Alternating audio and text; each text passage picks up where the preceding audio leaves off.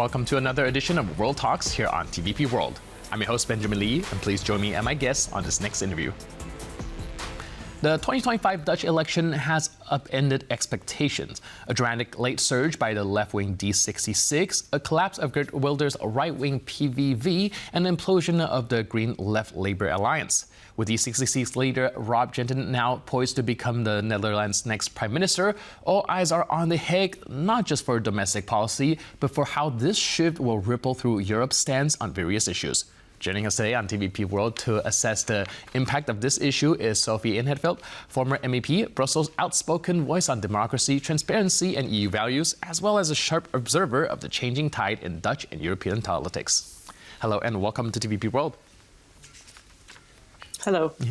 So we're looking at D66's biggest win ever, as well as VPP losing most seats out of any majority party. How do you interpret this swing?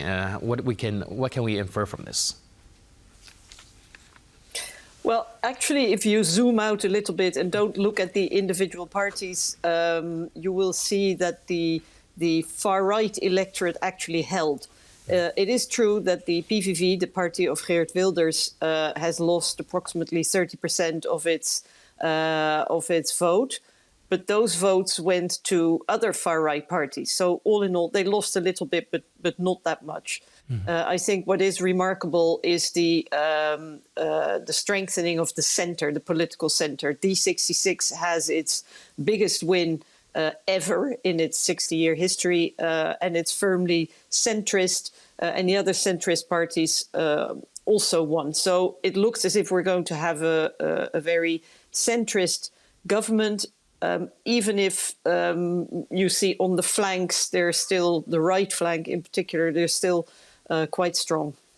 Right. Can you help us understand what D66 platform is and why is it so popular in the country? What is it? Well, next year it's celebrating its 60th anniversary, and I think it has shifted a little bit over time. It started out as a kind of, you might say, positive anti-establishment party, as we would call it now, challenging or calling for radical democratic reforms.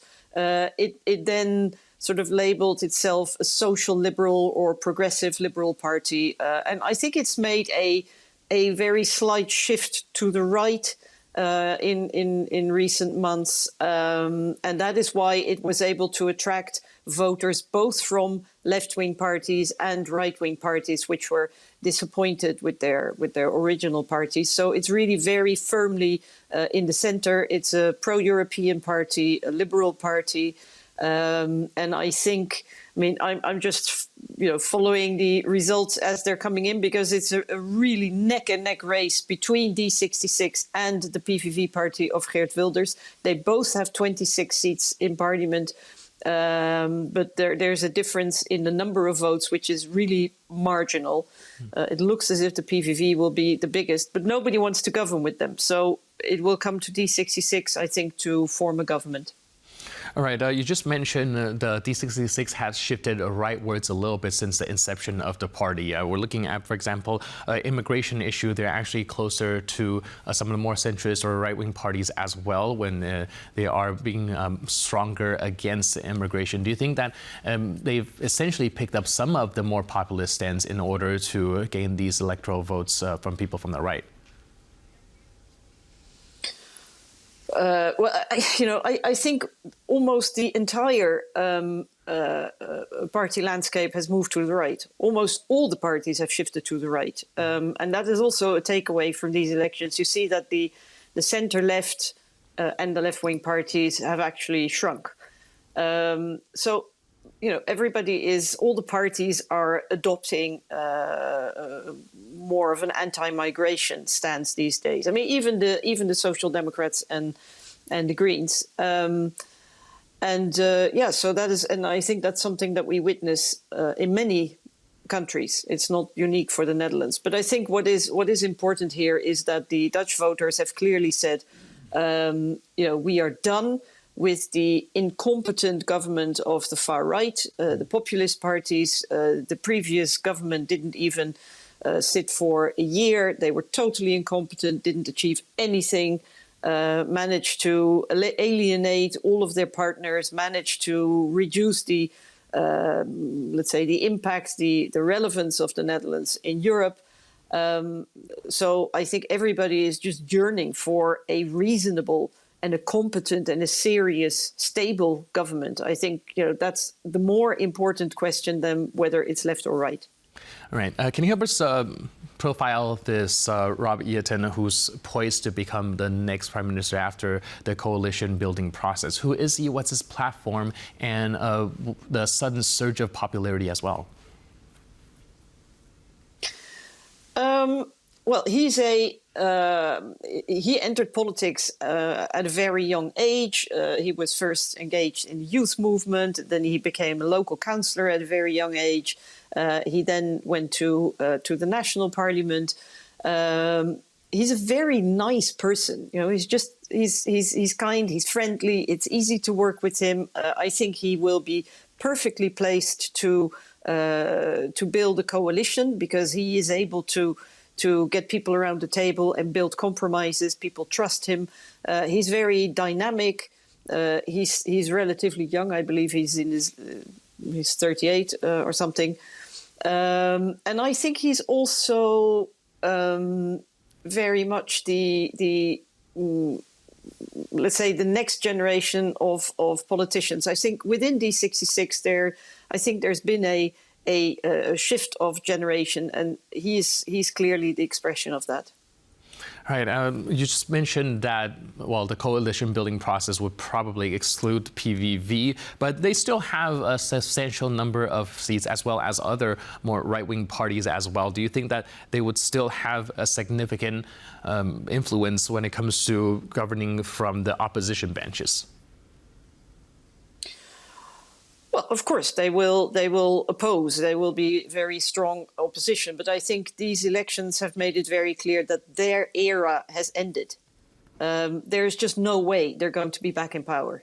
And that is, I think, the most significant result of these elections. And of course, I hope that this is something that we will also see in other countries, that there is a return to the center, a return to parties which are firmly within the boundaries of liberal democracy. And so Geert Wilders, in his reaction, said, oh, but you will not be able to get rid of me because I will remain in politics until I'm 80 years old.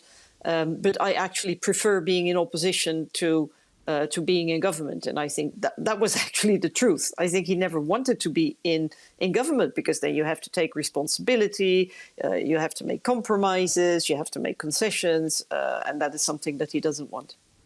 Right, and we're curious about the foreign policy direction as well here in CEE region. What's going to be the relation with Poland, and what's their stance on Ukraine and the broader European Union as a whole? No. Well, I think already in the past year, even if it was a fairly silly and incompetent government, at least their stance on Ukraine was very, very clear. And I think that will not change. If anything, it will only get stronger. The position on Europe is going to be more favorable, and that is relevant because just now, the negotiations on the next multi-annual financial framework, in other words, the next 7-year budget, they're about to start. And Rob Jetten has clearly said in an interview a couple of days ago, he says Europe needs to get the means and the powers it needs in order to fulfill the expectations of the citizens. Now, what that means concretely remains to be seen, because obviously he will not be governing on his own.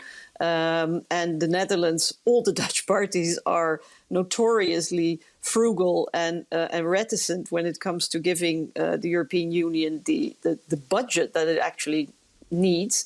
I mean, there's a very interesting distinction here that the Netherlands, like other countries, very enthusiastically, immediately, unconditionally supported the 5% for NATO, but they're always very, very, very difficult when it comes to the 1% for the European Union. But in any case, the most likely coalition, I think, will be D66, the VVD, so the right-wing Liberal Party, the Christian Democrats who bounced back, and the let's say Green-Red Party, the Social Democrats and Greens. That would be the most stable, balanced, centrist coalition with a very solid majority and all very solidly pro-European. Right. Last but not least, previously, the Dutch government has actually offered free abortion, government funded from Polish women going to the Netherlands. Do you think that that's still going to become a trend? Is that going to make the Dutch government align more with the liberal government here in Poland? Well, I'm not sure that. I mean, I think the reason that Polish women are traveling abroad is because of the Polish policies, not because of the Dutch policies.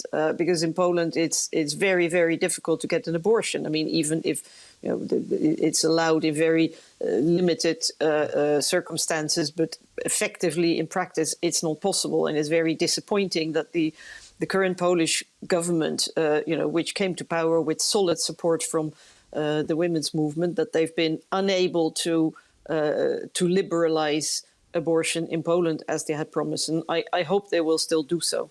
Right. Do you think that this abortion platform is also something that pushed the D66 government over the edge?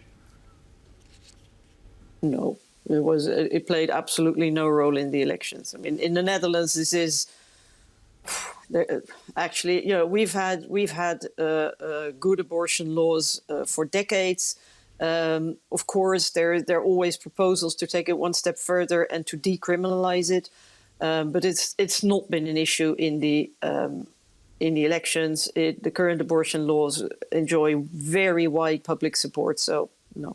All right. Thank you so much for your input and insight. Really appreciate it, and thanks for being with us on TVP World. Cheers. Thank you. And thank you for tuning into this edition of World Talk. For more news, update, and commentary, please stay tuned to TVP World.